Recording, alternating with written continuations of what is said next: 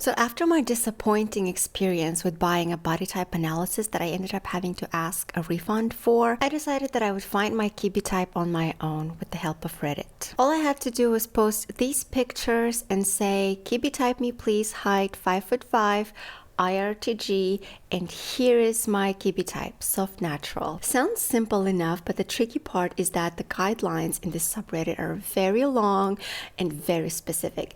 And if you don't follow some of these guidelines, your post is gonna get deleted by bots or removed by moderators, or you're just not going to provide enough information for the people that are commenting to be able to see accurately what your body type is. So they might either be inaccurate or people might just not comment at all. So let's have a look at these guidelines step by step, and we'll start with the pictures. The most important one is the first picture. This is the one that has all these rules around it of how it should be taken, how you're supposed to look in it, and if you don't follow the rules, you might get deleted. I mean, your post might get deleted.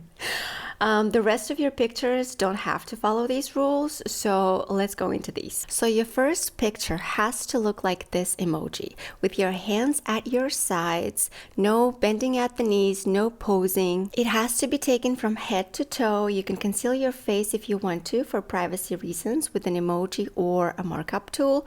They don't really need your face because apparently your face is not a big part of Kibbe typing, and your camera should be about 10 feet away around your chest level. Your clothes shouldn't be too baggy because it obscures your silhouette, but they don't want you in underwear or a bikini either because Kibbe typing is about how clothes harmonize with your body. So the most ideal thing to wear would be a fitted top with leggings or a fitted dress. They also strongly recommend against wearing a bra because how your breasts project out of your frame is a huge factor determining whether you have Kibbe curve. No idea what that means, but that's what they say. I also find it funny how they had to add, never send topless photos for Kibbe to anyone ever. If they ask, they are a creep. They don't really ask for side or back photos. In fact, they felt the need to specify that your butt is not a part of Kibbe. It's irrelevant. Exclamation mark, exclamation mark, exclamation mark. So this is the first picture that I went with, and then the rest of your pictures don't really have to follow the rules. They can be posed, they can be cropped, etc., etc. But I just decided to stick with the guidelines. All they're asking with the rest of the pictures is that ideally you would provide a variety of clothing in all different styles and shapes, which is what I tried to do. And when it comes to the general posting guidelines, they prefer you not to suggest what type you might be in your post because they don't want people to be swayed by your opinions or what you would like to hear.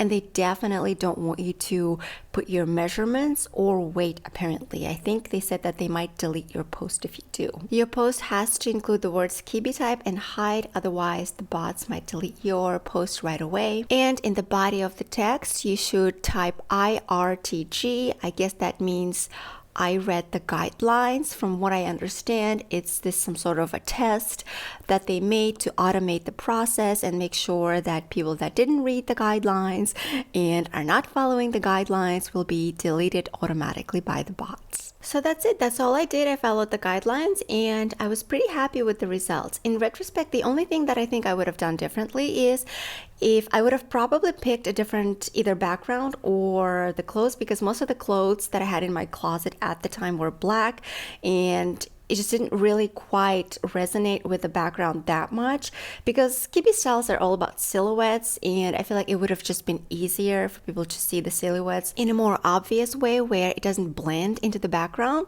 But overall, I was very happy. Most of the people seem to think that I'm a soft natural, with a minority of people suggesting that I might be a soft classic. So then I was off to do my own research. I had a look at people that are confirmed soft naturals and people that are confirmed soft classics. classics, different descriptions of them, and different style suggestions and advice that people give to each of these types.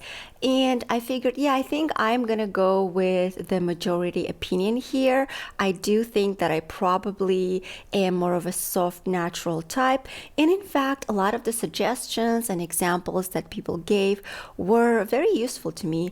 It felt like it resonated with me, unlike again the body typing analysis that I received previously from a supposed professional stylist. This was overall such a pleasant experiment. If I had known that I could just do this, I wouldn't have even reached out to anyone. And apparently when it comes to Kibbe typing, there is no such thing as a licensed Kibbe stylist. In fact, there are lots of suggestions in their guidelines that where they also state that you should be beware of people DMing, posing as licensed Kibbe stylists because there is no such thing. And if someone does, in fact, they want you to report them to the mods. Another suggestion that they have in the guidelines is that if you're worried about creeps messaging you, you might want to disable your direct messages for a week or so and maybe covering your feet with a markup tool or something and avoiding camel toes.